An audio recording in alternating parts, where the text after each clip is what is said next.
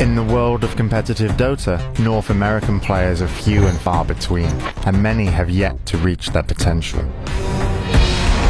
This perception suits evil geniuses just fine. They are used to having a lot to prove.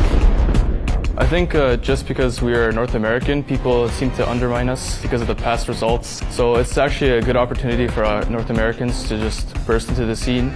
Following a series of defeats last year, EG placed itself under the expert leadership of longtime veteran Fear. When I joined this team, I hope to learn a lot from Fear and carry on his legacy, I guess, as one of the best carry players in the world. I started out playing in SSD with my captain PBD. We met up with RTC and Universe primarily because they liked how we played. What I brought to the table was a strong support, and that was something that most NA teams lacked and may be the reason why they haven't seen any success.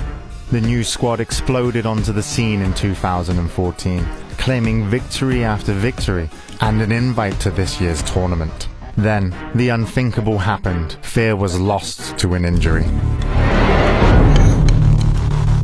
None of the doctors really were able to tell me exactly what I had. It's something similar to tennis elbow, and every time I do click for extended periods of time, it does hurt. We couldn't square him that much, we couldn't play that many games. He had to ice his arm in between games, and we actually realized it was pretty serious. It's an injury.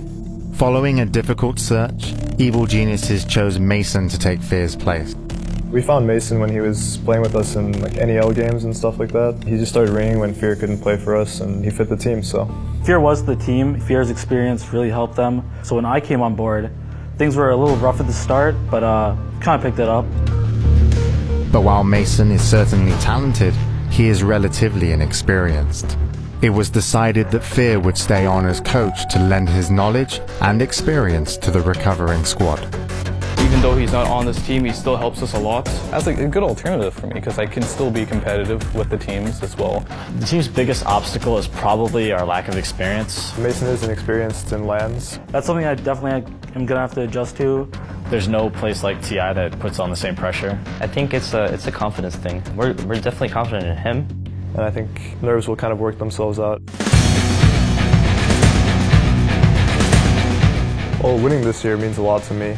I don't think it's because no American team has placed before or something like that. It's more because Fear isn't playing. I feel like if we don't give it our best shot, then we're kind of doing him an injustice kind of thing. So.